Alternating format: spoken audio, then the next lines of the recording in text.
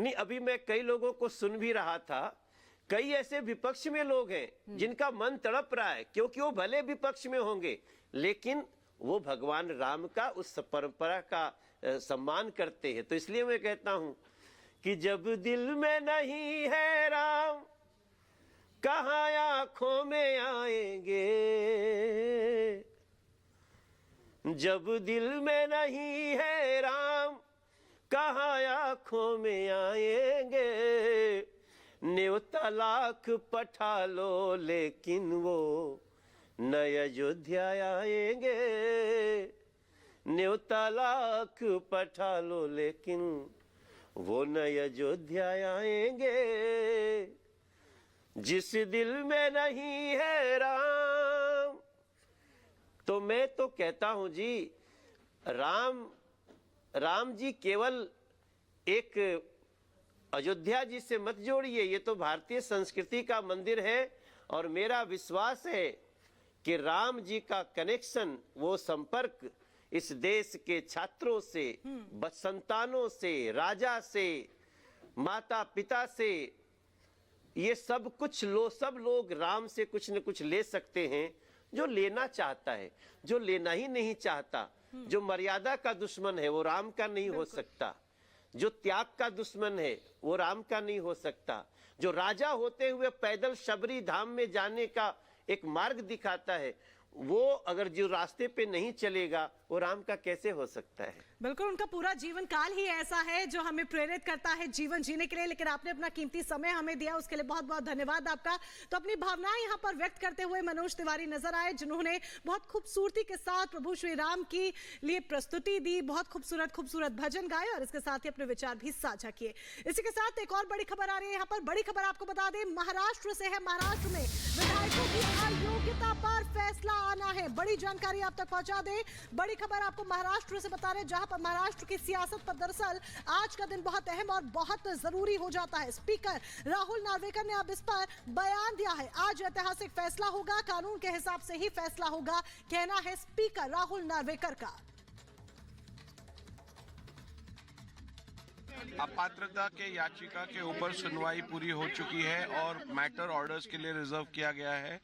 इस मैटर के ऊपर आज निर्णय दिया जाएगा। ये निर्णय संपूर्ण रूप से कानून को में जो प्राविधान है, संविधान में जो प्राविधान है और सर्वोच्च न्यायालय ने जो प्रिंसिपल सेट किए हैं उसके आधार पर ही ये निर्णय लिया जाएगा।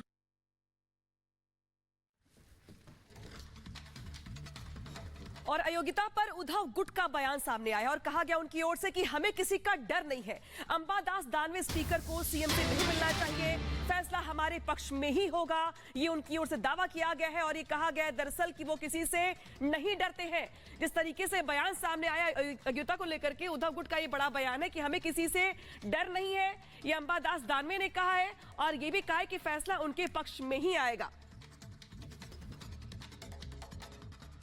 महाराष्ट्र में विधान परिषद के विपक्ष के नेता अंबादास दानवे और उद्धव गुट के नेता जो हैं वो हमारे साथ जुड़ चुके हैं। फैसला आना है। राहुल नार्वेकर आज 16 विधायकों के अपात्रता पर फैसला देंगे। कहीं ना कहीं इसको लेकर के चिंताएं तो हैं उद्धव गुट में भी। देखो, चिंता विंता कुछ नहीं। उद्धव जी ठाकरे जी का जो नेतृत्व है वो कुछ चिंता विंता करने वाला नेतृत्व नहीं है। जनता ने एक्सेप्ट किया हुआ नेतृत्व है। शिवसेना प्रमुख बाला साहब ठाकरे जी ने दिए हुआ नेतृत्व है और उसको जनता ने एक्सेप्ट किया हुआ नेतृत्व है। इसलिए चिंता उद्धव जी नहीं करते। उद्धव जी की सीएम पद की कुर्सी गई, उन्होंने एक मिनट में रिजाइन किए, नहीं तो उनको अगर कुर्सी से प्रेम रहता तो लास्ट तक रहते थे। लोग तो जाने तक सहन करते बैठते हैं। इनका तो ऐसा कोई उदाहरण नहीं है, कोई मिसाल नहीं है ऐसी। इसलिए चिंता विंता कुछ नहीं, न्याय मिलना चाहिए, अपेक्षा है। लेकिन बार तो विधानसभा स्पीकर के फैसले का बेसब्री से इंतजार है, क्योंकि कहीं ना कहीं महाराष्ट्र की सियासत का रुख भी तय करेगा और खास तौर पर मुख्यमंत्री एकनाथ शिंदे का भविष्य भी इस पर टिका हुआ है। और चलिए इसी के साथ अब आगे बढ़ते हैं, रुक करते हैं 2 मिनट में भारत का सुजाता और अनामिका के साथ।